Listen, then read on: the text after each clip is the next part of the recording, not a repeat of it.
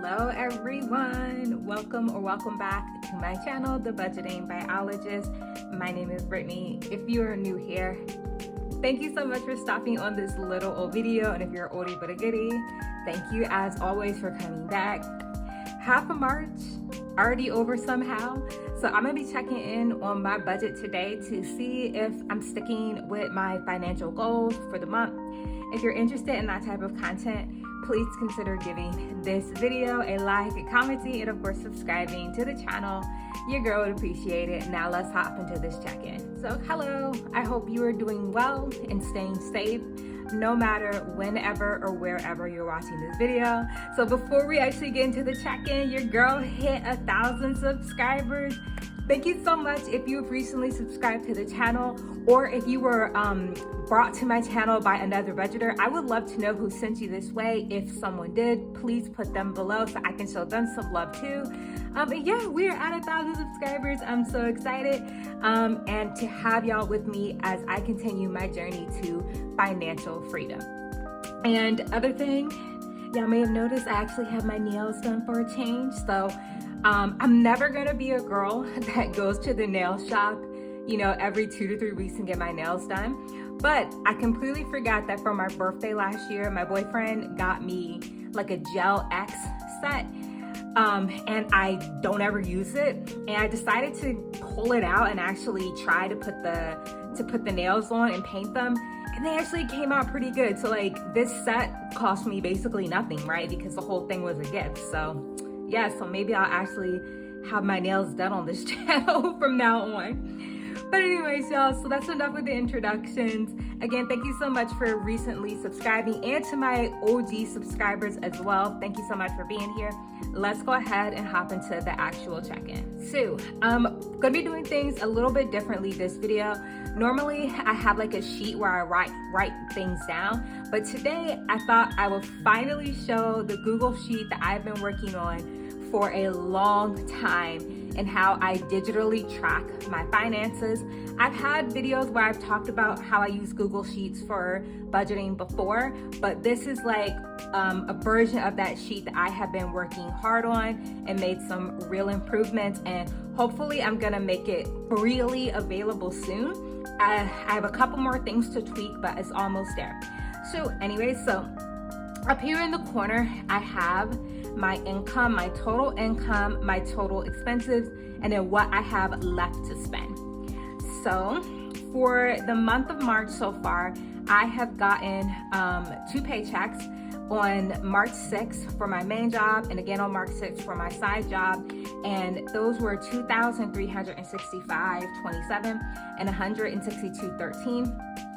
And if you saw my payday routine video, which I will link up in the cards if you're interested, I showed in that video how I actually allocate my money once I get paid. Now, because I am a salaried employee at both of my jobs, my income really does not change month to month. So even though I only got these 2 paychecks so far, I know exactly how much I'm gonna be getting paid on the 20th for my other 2 paychecks. So I already put that information in. Moving on to savings and investing. So far, I put the full $1,000 towards my personal savings. I did go ahead and transfer the $583 to my Roth IRA. I have my Roth IRA with a company called Wealthfront. I have had no problems with them. You know, they invest the money in a fairly diversified way. It's like one of those robo investors. There's lots of them. That's just the one I have. So I put my $583 into that. And then I did go ahead so far and invest $250 into some ETFs. That again, I talked about those ETFs in my payday routine video. So I did go ahead and invest in those ETFs for a total of $1,833 that so far for the first half of March I put towards savings and investing. Now, I do have a debt category on this Google Sheet because I'm gonna, of course, you know, when I make this publicly available, people may have debt that they want to account for on their monthly basis. So I am actually debt free. Thankfully, I've been debt free for going on 5-6 years now, something like that. So this category stays empty for me, but I will be working on it more to make it more functional for when this Google Sheet goes live.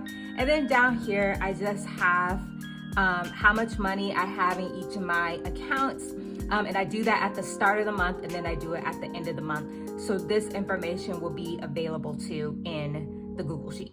So moving on to the fixed expenses that we have paid so far. My mortgage did come out. So me and my partner, we put money in a joint checking account that goes towards our shared bills, and mortgage was paid. My portion was $1,528.22, which means we have 78 cents left over. Of course, we're not gonna do anything with that. It's just gonna stay in the joint account. Same with water. I did put the $50 towards water. That stays in the joint account, or I can't remember. Actually, hold on, let me dial back. So what you saw in my payday routine was the money that I am putting towards my April bills, because like technically we are a month ahead on all of our bills. So this is what was actually taken out of the accounts in March. So again, 50 for water. Netflix, I haven't paid that yet. I haven't gotten charged my credit card yet. Our electric bill was only $50. So again, the difference between that 150s is gonna stay in the joint account. Verizon Fios hasn't come out of our account yet. And then I did get my cell phone bill. It was $37.70. So I still have 30 cents left over there. And then Apple, which is my Apple Music Student, and my iCloud storage was $7.34. So both of those have been paid, leaving us with 66 cents left over to give us a grand total that has gone towards fixed expenses this month, $1,673.23. So the other feature that I added to my Google Sheet is a really nice expense tracker where you put the date, the store, what category, you are putting the expense in for, and then the amount, and then that will automatically show up here in the expenses. It works for the fixed expenses as well. So for example, if I go back to Shoppers, I got some donuts that morning. I took it out of eating out, but I can change this to any of these categories, right? I could pick any of these: groceries, gas, whatever. So that is how that works. It's really nice, and it's customizable. So you can take this expense category and change it to whatever you want to fit your needs. So I've been really enjoying tracking my expenses this way. Of course, it's not automatic like a system that had like access to your actual accounts. This, you do have to manually go into the expense tracker and put it in. But I actually like doing that, and that's because it forces you to actually look at what you're spending. And if you're a person like me who doesn't use like a cash envelope system to budget, sometimes, even being fairly disciplined like I am with my money, it's still nice to be like forced to put in my expense tracker how much money I'm spending, kind of very similarly to how using cash does. So I really like this functionality. And then these are all the places that, I spent money at so far. I've been doing pretty good with keeping track. So we have mortgage came out, water, gas a couple times. Other thing I want to show y'all on here is that I did get some cash back. I did put it towards my hair vitamins. I had $12.41 in cash back on my Capital One card, and I just put that towards my hair vitamins. And then of course that is reflected here as well. I budgeted $80, including the cash back. My hair vitamins were only $66.79, which means I have $13.21 left over. And all of that you can put into the expense tracker, which is really nice. So yeah, just quickly, the expenses. I got some donuts at Shoppers. We love our Shoppers donuts in this house. I did my iCloud storage. We got wine for a game night. And we actually will be going to a game night again tonight, but probably not going to be bringing wine. They actually don't drink, the people that we went to their house, and they actually don't drink, so we won't be doing that tonight. We'll probably bring something else. Got groceries from Aldi, $78.14. My hair vitamins were $79.20, but again, I knocked off $12.41 with cash back. Mortgage came out, water, gas, got that for $29 at Shell. This is the cafe at my job. and I got like a muffin that morning, and it was $5.54. My Verizon bill, cell phone bill, parking, the place that I teach at, you have to pay for parking, so that was $1.30. I did get some clothes at Old Navy. I had some super cash that I wanted to use, so I was actually able to get a good amount of stuff for $75.77. Beauty, I bought a new hair dryer that was $45.57. I did some shopping, just some personal care items at Target, $32.31. This is when we went out to this very little cute cafe near us. We got breakfast there. We were out looking for a couch, and we decided to like get breakfast at like this very, very, very cute cafe. But it was very pricey. It was $47.75, but definitely worth it. This is when I went to CVS. I had to get toner that they didn't have at Target, so I had to get it at CVS. Here, y'all already know, if you see shoppers, you know I got a donut. Or did I get, no, I got a Diet Coke here. This was me getting a Diet Coke. Groceries, $44.97. Again, at the cafe, I got probably a muffin, $2.48. BG&E, which is our, electricity. Got some more gas at Shell. Again, at the cafe for $2.54. I typically don't eat at the cafe or at the cafeteria at my job very often because it's just so freaking expensive. But the first half of March, like, I was struggling. I wasn't really sleeping that well, so sometimes I would have to get coffee at work. I did do $50 into a local advocacy group in one of the local advocacy groups in this area. I gave them $50. They do like food drives. They help people that are experiencing homelessness. They help people who have just arrived to the U.S. and need help with citizenship classes, learning English. It's a really good organization. I've volunteered with them before, so I can't volunteer with them this month. So I decided to give my entire giving fund to that organization. I did $11.33 for a new bone for my dog, and then this $9.78. I had to get some feminine wash. My Apple Music was $6.35. Yep, I'm still paying the student price, so I'm keep rocking with it.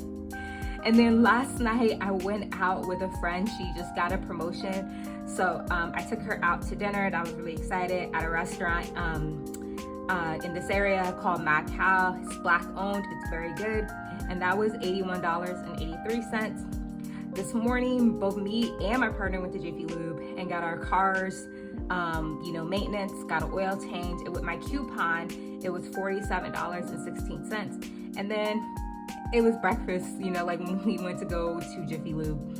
And I got us donuts for $4.95 at Shoppers. So basically, if you see Shoppers, that's donuts. So in this category, in this box is where I have the values listed of what I budget, what I've actually spent, and what I have left over. So I'm gonna go through that fairly quickly because I did just go over the expenses. So try to get through this part pretty quick. So far in March, I spent $123.11 on groceries. We have about $117 left over. $62 on gas, $38 left over.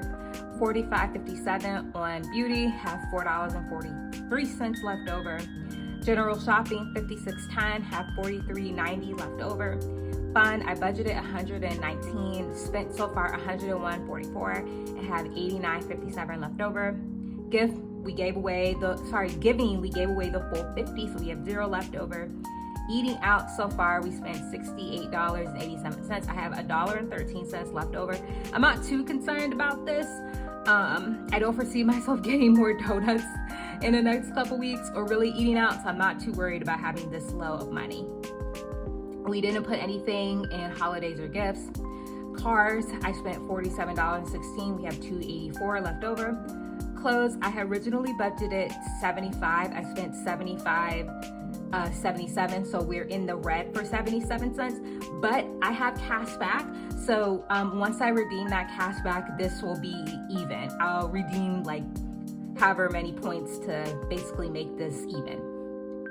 We didn't put anything to electronics or house. Health, we haven't spent anything out of. I do have a doctor's appointment this week, so I will be doing some spending out of health. like next week. Pet, $11.33, $3.67 left over. My hair vitamin, $66.79, $13.21 left over, and we didn't put anything to buffer, and I haven't spent anything out of buffer so far. So the last thing I want to show y'all that is in this Google Sheet are some charts where I'm comparing what I budgeted versus what I actually spent for my fixed expenses, discretionary expenses, savings and investing, and then the income of like what you get. And then of course debt is included, but I don't have debt right now to have on this chart. But yeah, so this is included in this sheet. Also included in this sheet is these pie charts, because I don't know about y'all, I love looking at like a pie chart to see like what percentage of my money is going where. So this is what we budgeted in terms of 43.2% going to saving and investing, 35.7% of our money going towards fixed expenses, and then 21.1% going to a discretionary. And what we have done is 43.5 has gone towards savings and investing. Fixed is 39.7%. And again, this is a little bit higher just because I haven't spent some of my discretionary money. So that's why it's higher, even though the actual budgeted versus actual value isn't, but the overall percentage of my money that has gone to it is. I hope that made sense. And then for discretionary, we're at 16.8%. So if I go up here to my overall summary, so far for my expenses, I'm at $2,381.40. I put $1,833 towards saving and investing, which means right now we still have $840.41 to still spend in the second half of March. So I just want to quickly show y'all what this looked like for my other months. So this is the one that I used for February. You know, I had this like little cute pink theme.